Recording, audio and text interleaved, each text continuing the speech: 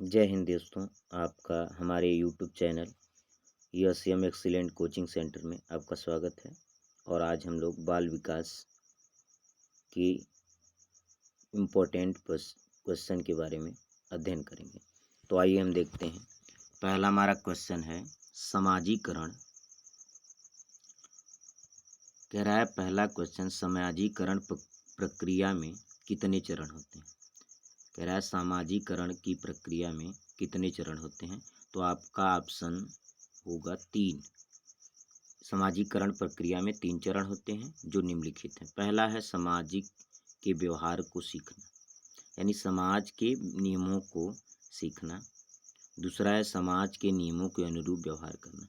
इसका मतलब यह है कि बच्चा जो भी सीखता है वह समाज में सीखता है, यानी समाज के अनुरूप ही यह व्यवहार करता है। यानी समाज में जिस रूप से वह सीखता है उसी रूप में वह व्यवहार करता है।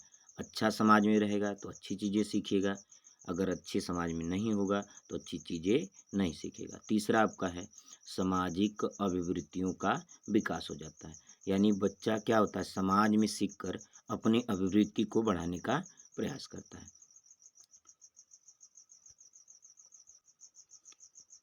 अब नेक्स्ट क्वेश्चन हमारा है क्वेश्चन नंबर 2। पूछ रहा है कि शिशु के मस्तिष्क का वजन कितना होता है। यानी एक शिशु है, उसके मस्तिष्क का वजन कितना होता है। तो इसके मस्तिष्क का वजन 350 ग्राम होता है। अब आपका अगला क्वेश्चन है तीसरा क्वेश्चन। कह रहा है स्वस्थ मनुष्य के मस्तिष्क का वजन कितना होता है। यानी एक स्वस्थ अगर मनुष्य है तो उसका मस्तिष्क का वजन कितना होता है।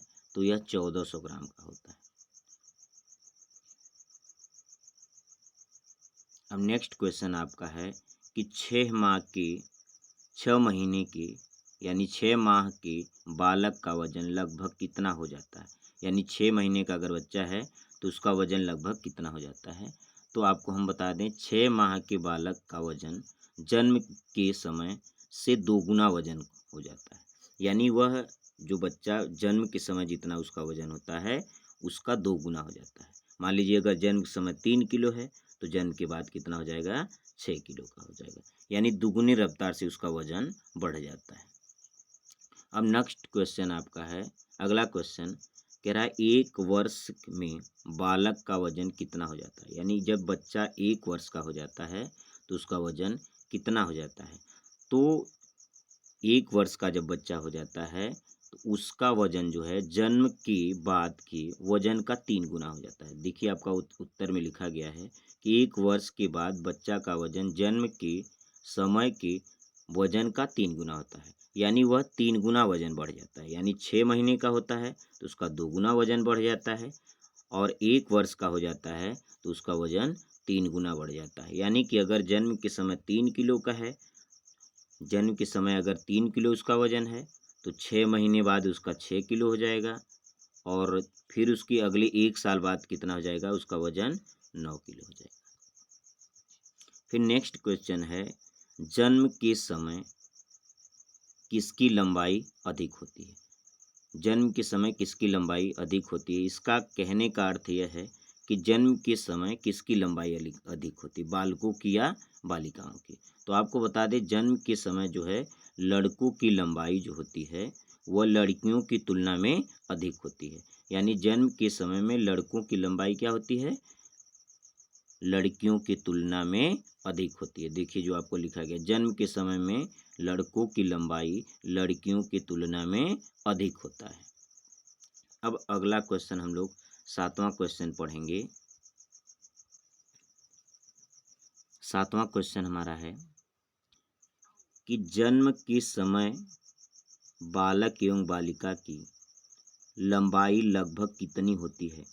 यानी जन्म के समय बालक तथा बालिका की लंबाई कितनी होती है। तो आइए अब इसका आंसर देख लेते हैं।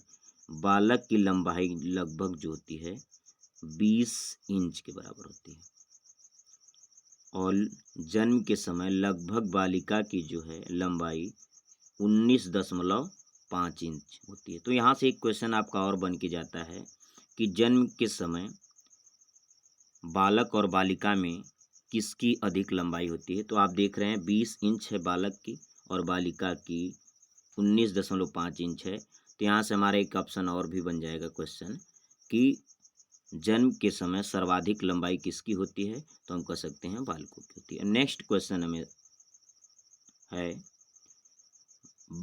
मानव में अस्थायी दांत, यानी जिसे हम दूध के दांत बोलते हैं, उनकी संख्या कितनी होती है?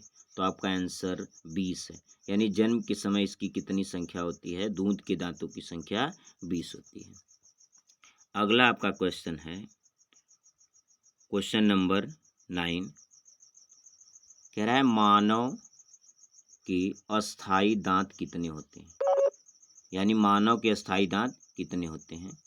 तो वो संख्या आपका है 12 है, यानी मानव में अस्थायी दांतों की संख्या कितनी हो जाती है? 12 हो जाती है। फिर अगला क्वेश्चन आपके है किशोर अवस्था में कितने दांत आते हैं? यानी किशोरावस्था में दांत कितने आते हैं? तो आपके 4 दांत।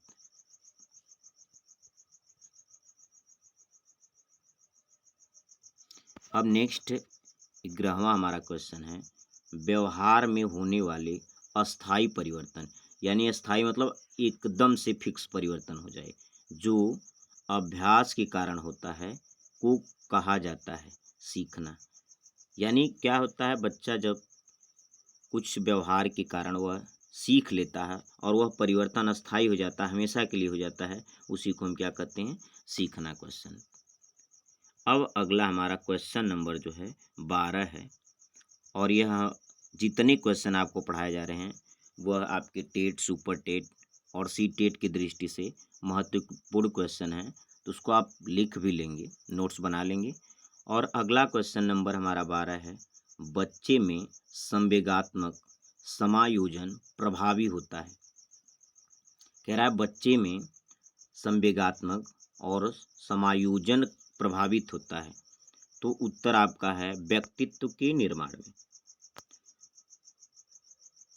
दूसरा आपका है उत्तर में 3 इसके है कक्षा शिक्षण में, अनुशासन में। अब हमारा क्वेश्चन नंबर 13 है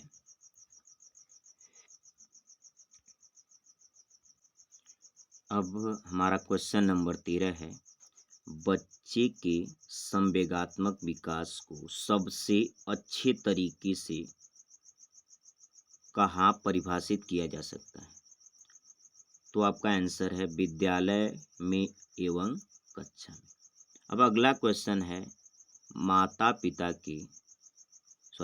पिता से वंशजों में स्थानांतरित होने वाले लक्षण को कहते हैं। यानी एक पीढ़ी से दूसरी पीढ़ी में जो लक्षण जाते हैं उनको हम आनुवंशिकता कहते हैं।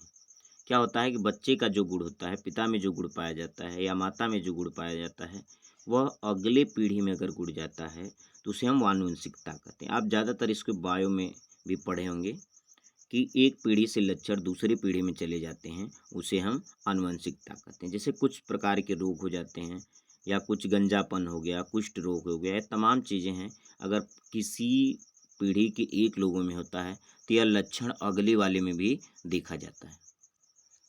अब हम लोग पढ़ेंगे क्वेश्चन नंबर 15 को। कह रहा है कि थार्नडाइक के व्यक्तित्व के वर्गीकरण का आधार था। यानी थार्नडाइक ने किस आधार पर व्यक्तित्व का वर्गीकरण किया था? तो आंसर आपका है चिंतन तथा कल्पना के आधार पर थार्नडाइक ने व्यक्तित्व का वर्गीकरण किया था।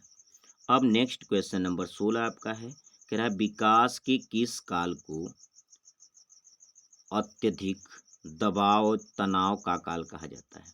तो आप किशोरावस्था में क्या होता है कि बच्चा जो होता है वह सारी समस्याओं को समझ जाता है, सामाजिक चीज़ें जो होता है उसको झेलना पड़ जाता है, इसलिए हम उसको तनाव की अवस्था कहते हैं।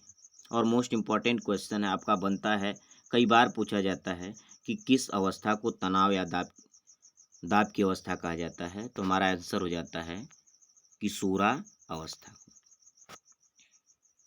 नेक्स्ट क्वेश्चन आपका क्वेश्चन नंबर 17 जो है और 18 है, यह आपका एग्जाम की दृष्टि से बहुत महत्वपूर्ण क्वेश्चन है। कह रहा है कक्षा में शिक्षक व विद्यार्थियों के मध्य संप्रेषण होना चाहिए, उद्देश्य केंद्रित। यानी जब बच्चा और शिक्षक क्या कर रहे हैं, बातें कर रहे हैं, तो उनका कोई उद्देश्य होना चाहिए। जैसे हम लोग पढ़ाई के लिए, जो बच्चा जाता है विद्यालय में और शिक्षक जो होता है, उनके बीच एक उद्देश्य होता है, शिक्षा केंद्रित होता है। यानी उन बच्चों को शिक्षा देने का उद्देश्य होता है, न कि उनको टाइम पास कराने का होता है। तो यह आपका आंसर जो है, उत्तर सही है। उद्देश्य केंद्रित उसका होना चाहिए, कोई न कोई एम होना चाहिए, पर्पज होना चाहिए। अब अगला क्वेश्चन, क्वेश्चन नंबर 18 है। कह रहा है कि डिस्ग्राफिया मुख्यतः किस प्रकार की कठिनाई है। डिस्ग्राफिया जो होता है वह लिखने संबंधी होता है, ठीक है। लिखने संबंधी विकार उत्पन्न हो जाता है, उसी को हम डिस्ग्राफिया कहते हैं। अब क्वेश्चन नंबर हमारा 19 और 20 है। अब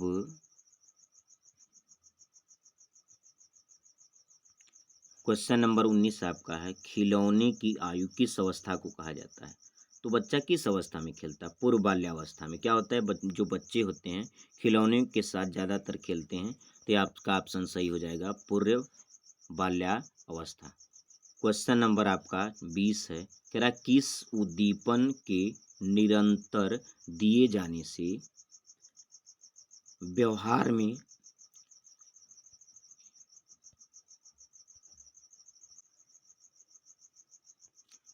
किस कह रहा किस उद्दीपन के निरंतर दिए जाने से व्यवहार में होने वाला अस्थायी परिवर्तन होता है। तो आपका है अभ्यासता, यानी अभ्यासता। यानी बच्चा जब कुछ करेगा नहीं तो सीखेगा कहाँ से।